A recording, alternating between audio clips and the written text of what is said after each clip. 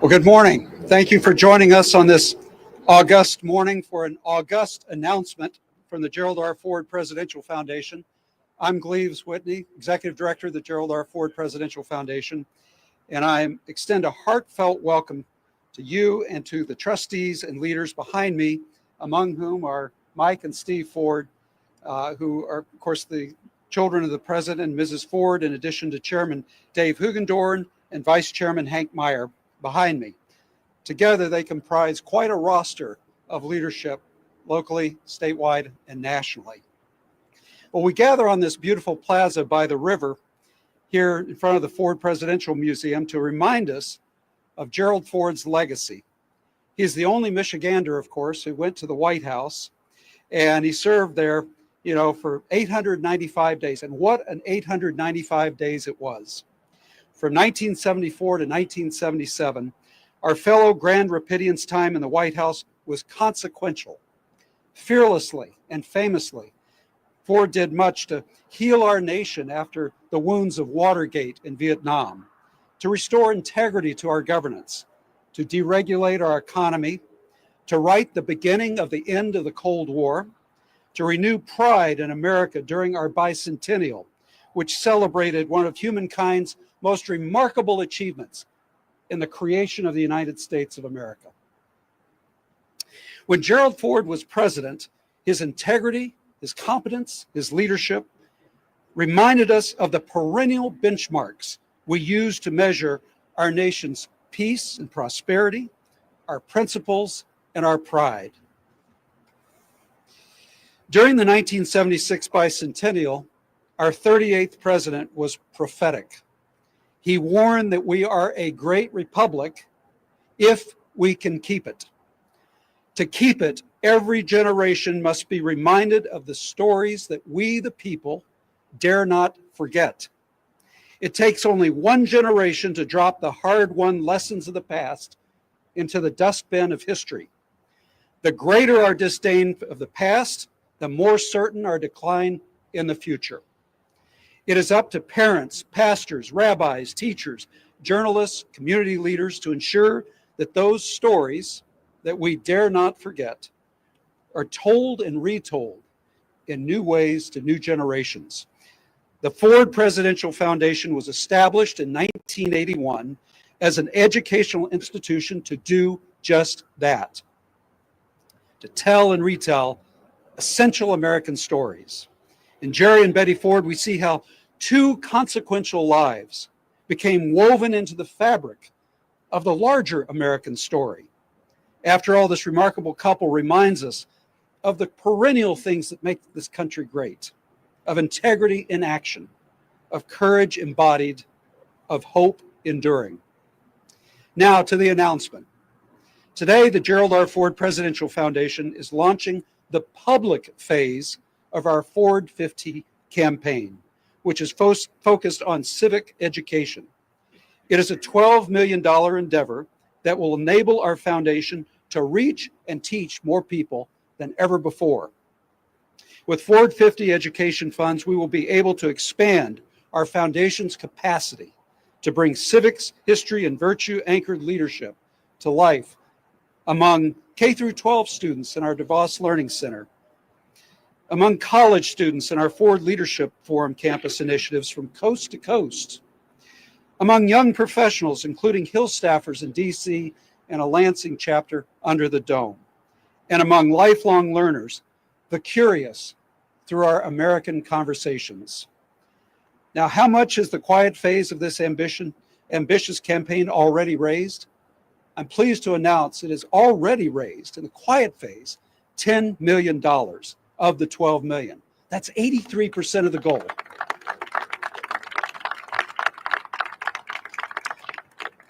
Now, we couldn't have achieved so much without the people behind me and so many others who believe in our mission at the Ford. West Michigan is an amazing community that answers the call to do well and to do good. What better way to do good than to help more of our citizens flourish through education? Our campaign is a success not only because of the community leaders who support it, but also because our foundation offers something many Americans are hungering for: a civic reset. The Ford brand stands for values that transcend red America and blue America: integrity, decency, respect, constructive dialogue, principled bipartisanship, the search for common ground for the greater good. These are the values that characterize Gerald Ford's long career in public service. His leadership was needed in the 1970s, and it is necessary in our time. It bears emphasizing that this campaign is not about expanding the foundation's physical infrastructure, that'll come later, but about expanding our education infrastructure. We are ambitious for the Ford. We seek to have a transformational impact on our national conversations, generationally, demographically, geographically, and culturally. We dare to dream big, we dare to be bold, and in the public square, the Ford brand, the incredible legacy of President and Mrs. Ford, their leadership and service, only grows stronger with time. Indeed, this is the Ford's time. Now, we're going to hear from 4 foundation trustees and family members who will offer brief perspectives on the impact of this important campaign. First to the podium will be Steve Ford. He's the President and Mrs. Ford's youngest son. Then we will hear from Mike Ford, their oldest child. Third, Marc, an attorney who hails from Connecticut and is our Ford 50 campaign co-chair. And finally, Doug DeVos, whose family name is on the Learning Center behind us. Doug is also our campaign co-chair, and he'll wrap things up. Now, after Doug finishes, he, Steve, Mike, and Marc, and others will be available for interviews with the media. We also have young people here who are willing to give interviews. So by all means, talk to them. See the excitement. It's burning in there because they believe in what we do. We're making a difference in their lives. So I would direct you either to Don Cooper, the Civic Initiatives Director there at the Ford in the front row, or Jeff Paulette, Director of the Ford Leadership Forum, to identify these young people. Thank you very much for being here. Steve?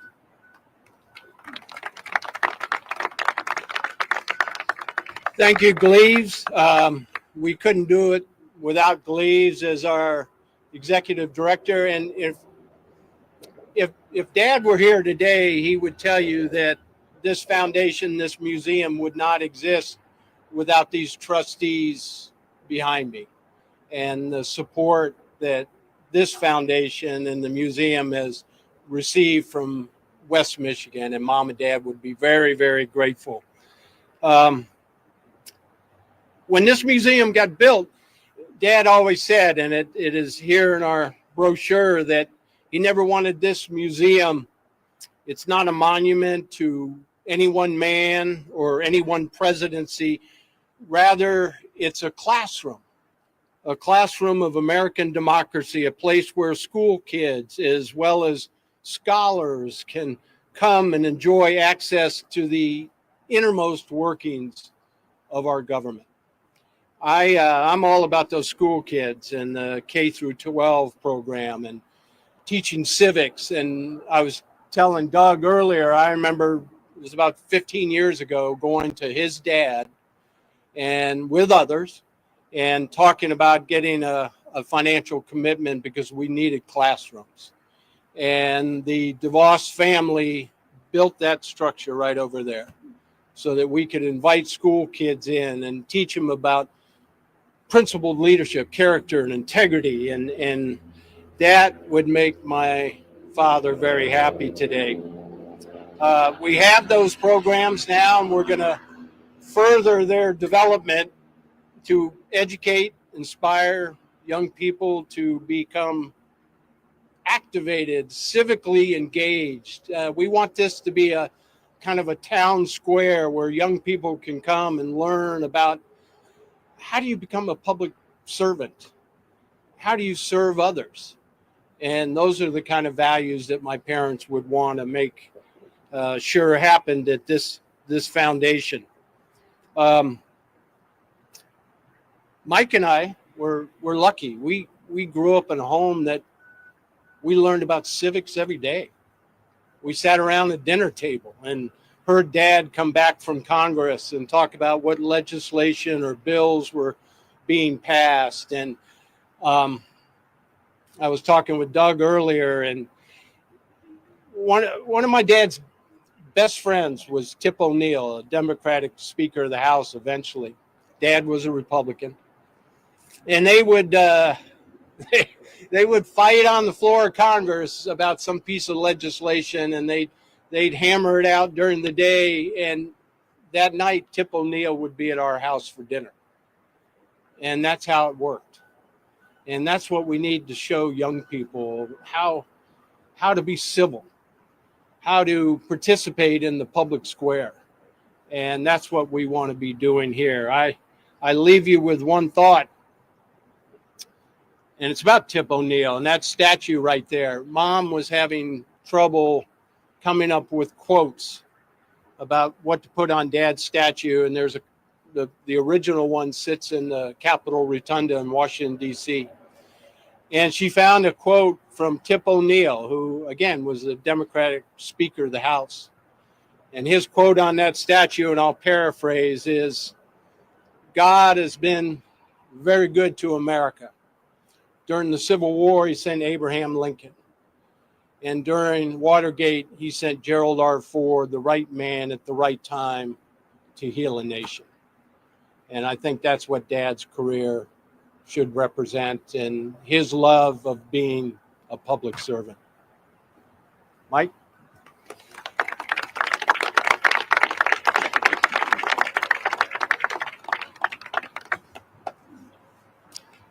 Thank you, Brother Steve, little brother Steve. And it's good to be in Grand Rapids. This is always like coming home for our family. This is where our father and mother were raised, and they met each other and they started their beautiful life together, public service and leadership. And so I just feel, particularly with their memorial just a few hundred yards away, their spirit in this beautiful city, in this beautiful space, the museum. When I reflect on my father's life and legacy, apart from his leadership in our family, I believe his broader distinction and contributions to Grand Rapids, to the country, to the world, can be summed up in two themes. First, that of principled and compassionate leadership. And second, dedicated public service for the greater good of humanity. We know the story of Gerald Ford, so I won't rehearse it here.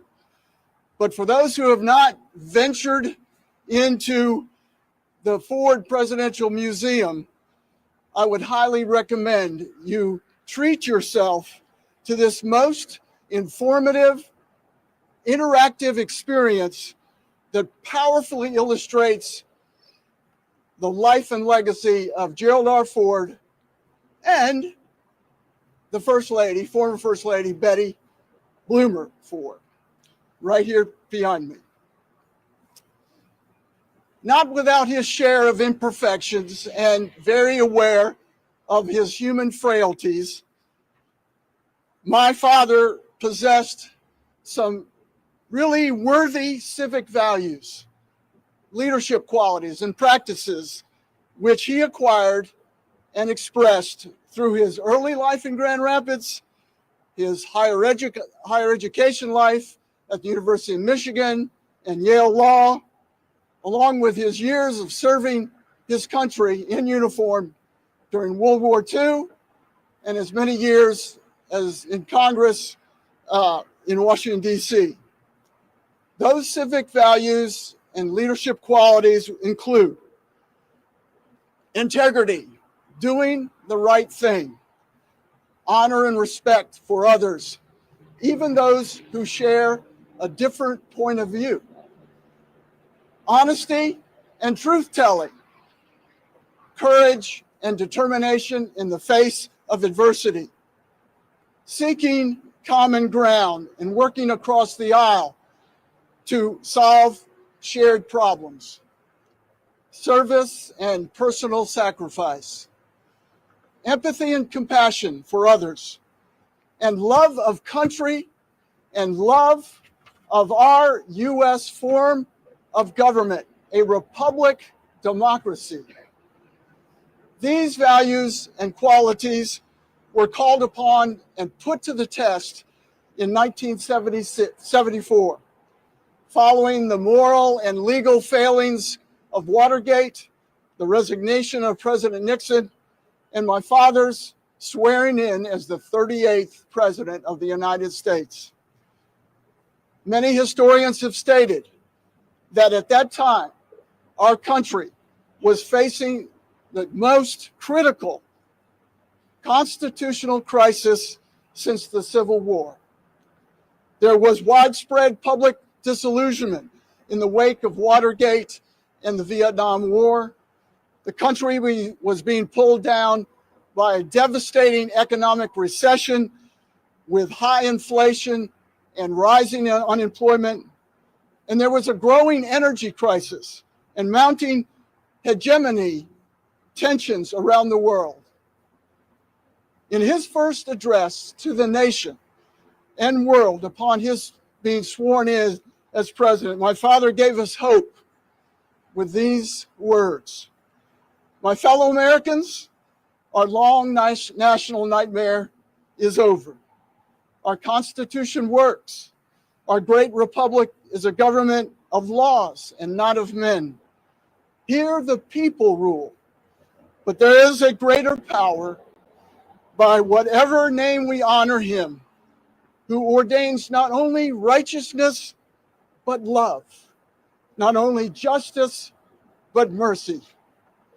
As we bind the internal wounds of Watergate, more painful and more poisonous than those of foreign wars, let us restore the golden rule to our political process, and let brotherly love purge our hearts of suspicion and hate. With all the strength and all the good sense I have been gained from my life, with all the confidence of my family, my friends, and my dedicated staff that have imparted to me, and with the goodwill of countless Americans, I now solemnly reaffirm my promise to do what is right, as God has given me to see the right, and to do the very best I can for America. God help me. I will not let you down." And with that promise, my father set forth to restore the public confidence and trust in the presidency, to heal the wounds of our nation, and to tackle the many problems, both domestic and global, around the world. As my brother Steve referred to Speaker Tip O'Neill's comment and observation and affirmation of my dad, God gave us Abraham Lincoln during the Civil War. And for Watergate, he gave us Gerald Ford, the right man at the right time to bring our nation together. So what excites me about the Ford 50 Capital campaign is that it amplifies the story of my father, Gerald Ford, and how his life and his legacy and his values can inspire and be appropriated by others, especially the younger generations of Americans.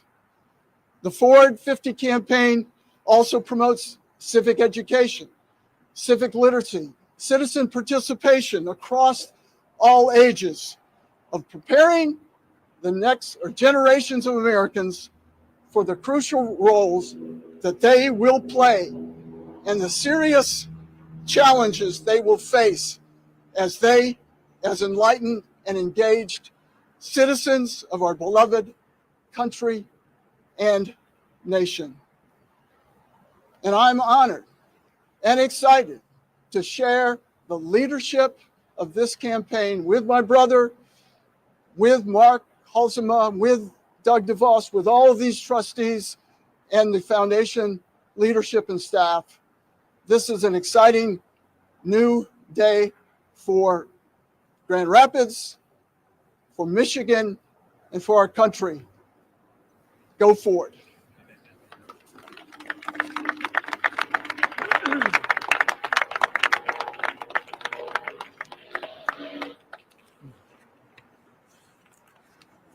Thank you, Gleaves, Steve, and Mike. Beautiful and heartfelt words.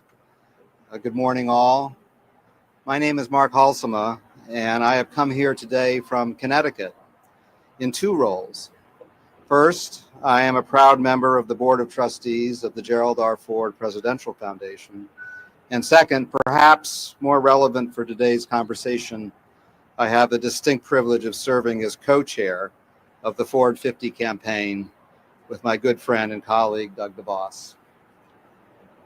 I believe that with time and chance, we are blessed with certain unexpected moments in life that create a trajectory and ignite a flame that we carry forward for the rest of our lives. For me, one of those life-changing moments came on the afternoon of October 12, 1973.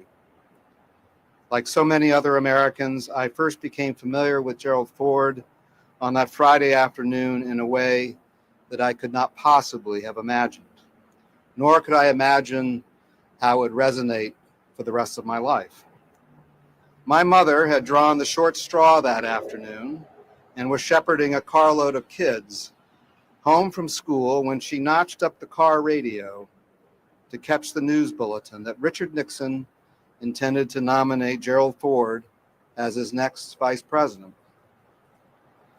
I was 14 years old at the time, a freshman in high school.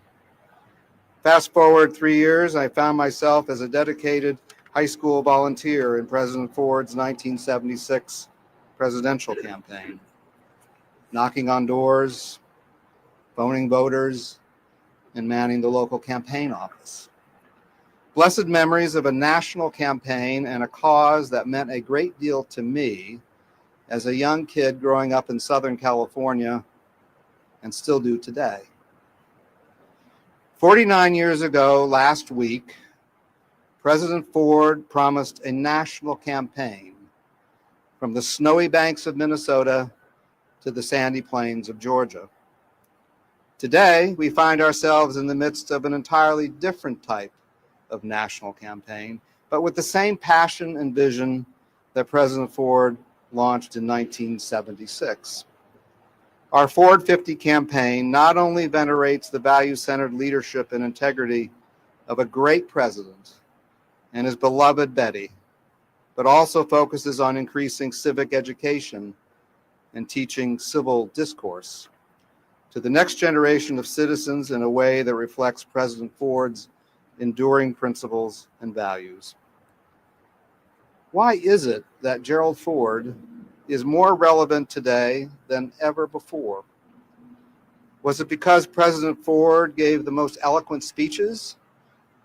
Perhaps not. No, it was because Gerald Ford provided the most effective and understated leadership following a dark and devastating period in American history. Gerald Ford strove for the best in his life and presidency to renew the American spirit and to restore hope to the world following the wretched days that had preceded him in his time in the White House. When I am asked from time to time, why am I such an admirer of President Ford, such an ardent admirer of President Ford, my response is always simple and to the point. In his brief 895 days in office, Gerald Ford did nothing less than rescue our nation. And in the most selfless act in American political history, President Ford put his own political future in grave peril by pardoning his predecessor. A thoroughly courageous act designed simply to heal the country. How typical of Gerald Ford. But then again, it is just such acts of selfless courage that we have come to expect from our heroes. Candor, character, decency, honesty, and respect are the hallmarks of Gerald Ford's life and his legacy. Mike and Steve, I'm not embarrassed in the least to share with you and everyone here today that I came to love your mom and dad, truly love your mom and dad.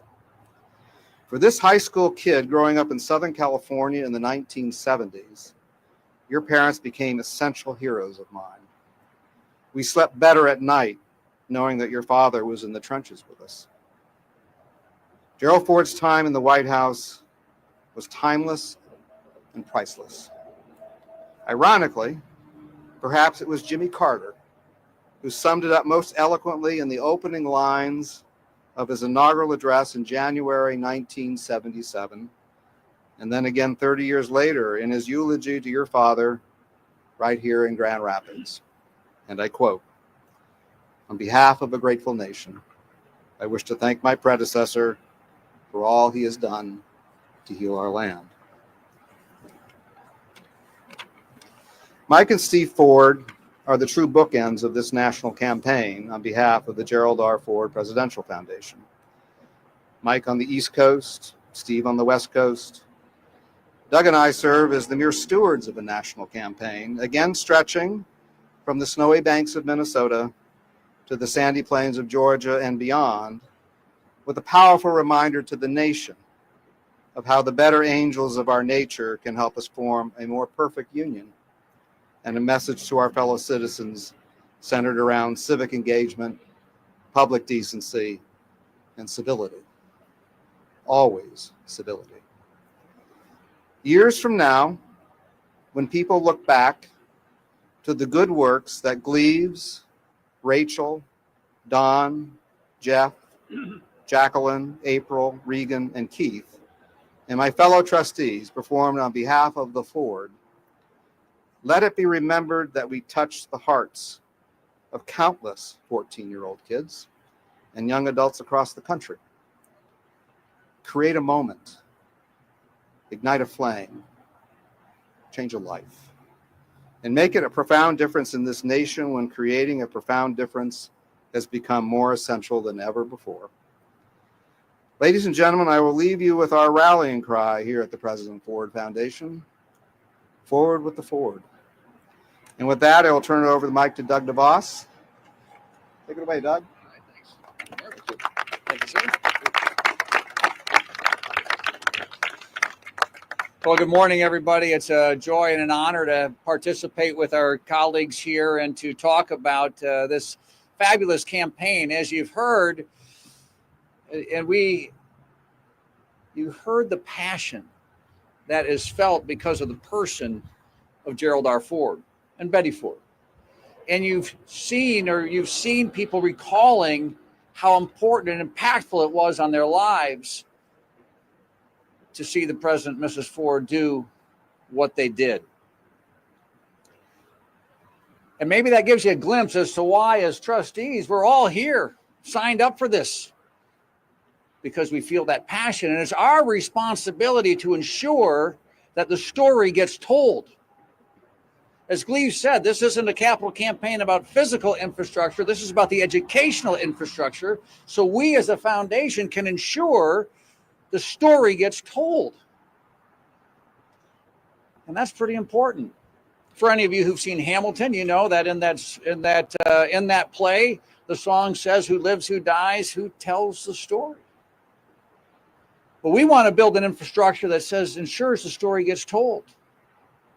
And we want to empower and enable people to tell the story.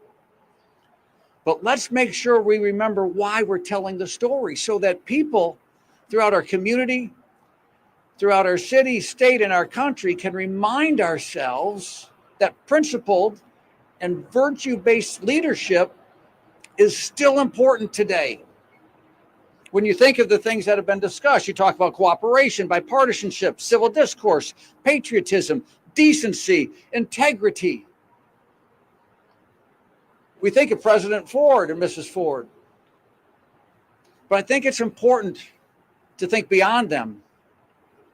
The first thought might be to think and compare the Fords to current political leaders in our day. It's okay. But let's get beyond that.